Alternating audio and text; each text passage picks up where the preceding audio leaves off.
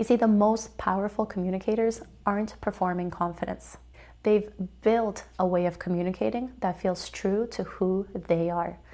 And as that changes, so understanding what coherence looks like for you is the missing piece that most people ignore, because confident communication isn't about understanding what makes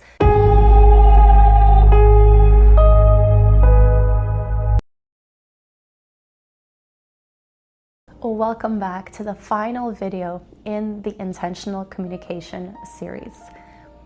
In today's video, we are going to be putting all of the pieces together so that you walk away understanding how to actually build your own confidence communication style, one that you are proud of and one that works for you and your lifestyle.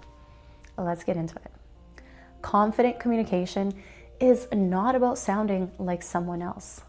It's about understanding yourself well enough to communicate from a place that feels natural, clear, coherent, and confident.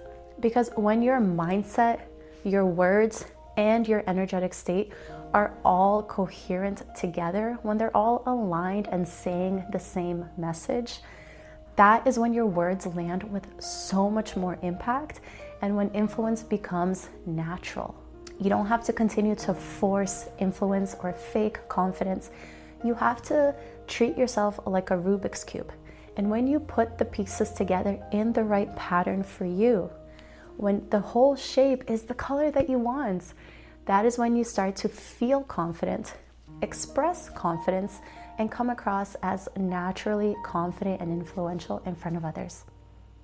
You see, maybe you've experienced this too, but a lot of people actually consume all this wonderful communication advice that makes them feel more self-conscious. They copy the techniques and try to sound more assertive, more polished, more charismatic, but they lose themselves and the essence of who they are in the process. You see, real confidence is not about imitation. Real confidence is about understanding who you are, how you naturally operate, and finding what works for you. And so as you work on building your naturally confident communication style, there are three main pieces that I want you to walk away with from this series. The first is really understanding how to find moments of congruence for you. Now, we've talked in depth about the importance of your mindset and how much what you think impacts the way that you speak and show up. And so work through those moments that give you self-doubt, those moments where you lack self-belief, the moments that trigger you into anger, frustration, or hesitation. Understand what those moments are for you so that you know how to handle them and overcome them effectively so that they stop running the show behind the scenes. Continue to create that growth mindset in yourself, building up your relationship with yourself, understanding who you are, how you describe yourself, what your natural strengths are. The more that you work on your mindset, the foundational piece of this entire thing, the stronger that your mindset becomes, the more that will come through in the way that you speak, the way that you express yourself, the way that you sound, and the more that will show through in your body language and the way that you express yourself. So understanding what coherence looks like for you is the missing piece that most people ignore, because confident communication isn't about understanding what makes that person or that one coherent. It's about understanding yourself and the way that you want to come across. Not everyone is meant to be loud. Not everyone is meant to command the room with a 6'2" frame and powerful presence. Influence looks different for everyone. Just like if you were shopping for a pair of shoes, do you remember the example I used in the previous video? There are bright pink shoes that are perfect for one person, all black shoes that are perfect for someone else. And you can't be the perfect pair for yourself if you're still trying to copy the fit or the style of someone else. So yes, I am going to encourage you to look for role models. Understand the different strategies and techniques that are available to you.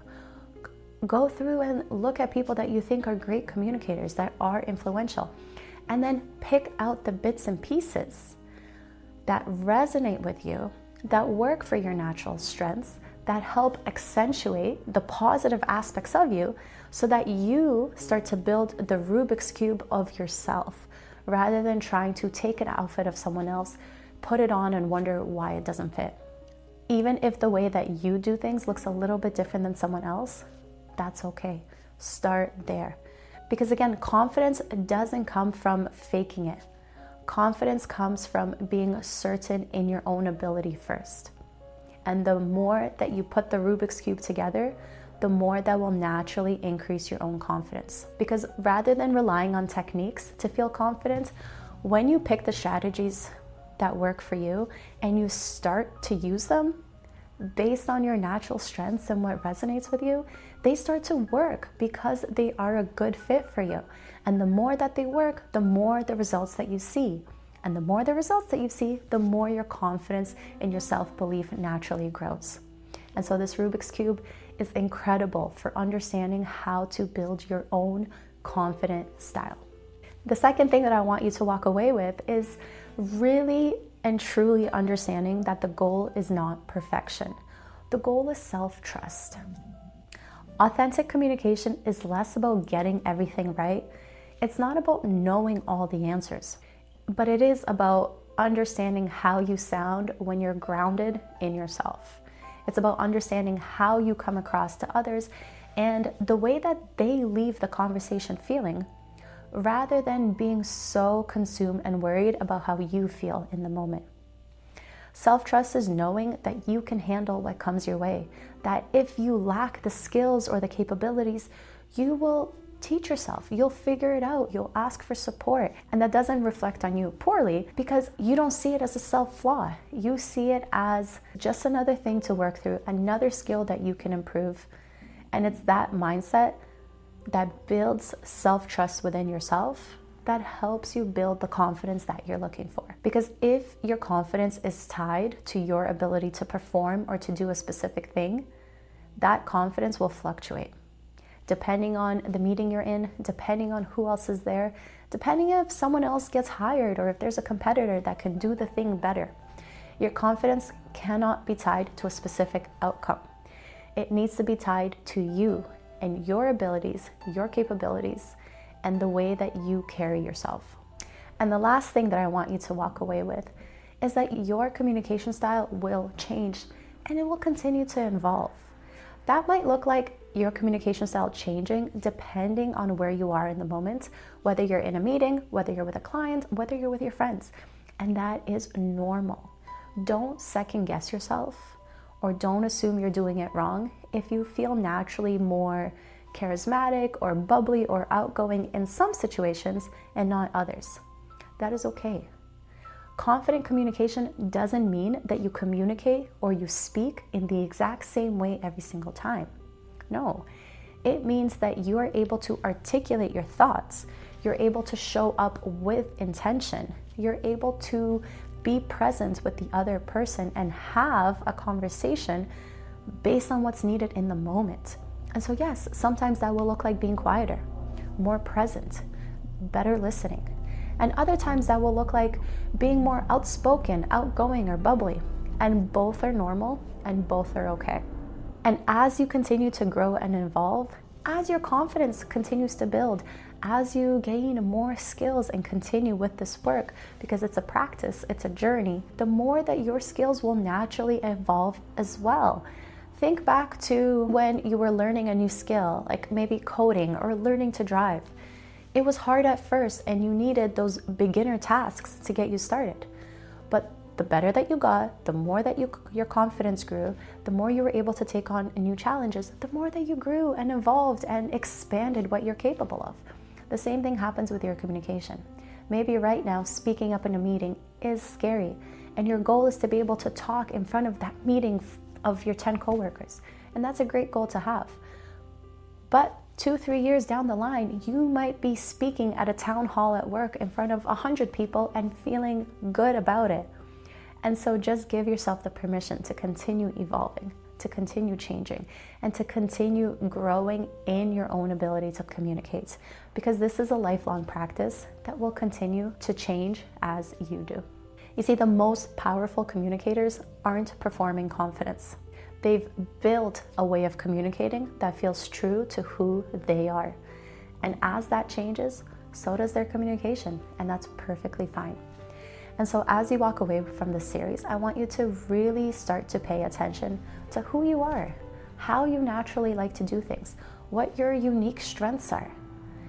And then start to put the Rubik's Cube pieces together for yourself. And if that looks different than the person next to you, that's totally okay too. As the series comes to a close, you've now learned about the importance of your mindset, and this work should continue evolving as you do. You've learned about how much your mindset impacts the way that you self-express. You've learned techniques to help the way you self-express be more confident, be more direct, be more to the point. And then you've learned that the way that you self-express impacts the way that you're seen by others. And so rather than focusing on confident communication being an output that you have, I want you to start thinking about communication as input that others receive from you. Let's worry less about how we sound and think more about how the other person receives your message. Because you can say the same thing 5 different ways, but each of them will land slightly differently. You have what it takes to be a confident communicator. You have what it takes to be influential and impactful, whether that's at work, in your business, or in your relationships. But you have to take the time to go from being reactive and automatic with what you say to slowing down, to being more intentional, and to making sure that the message and the meaning that is coming across is the one that you actually intended. And so I hope you've enjoyed this series. Comment down below and let me know what some of your biggest takeaways were. And come back here in 3 months, 6 months, and give us an update. Let us know how your communication has evolved. Because you have what it takes to be a confident communicator. You just have to stop worrying about how others are doing it and start finding your own perfect style. Best of luck to you all. Take care. Bye.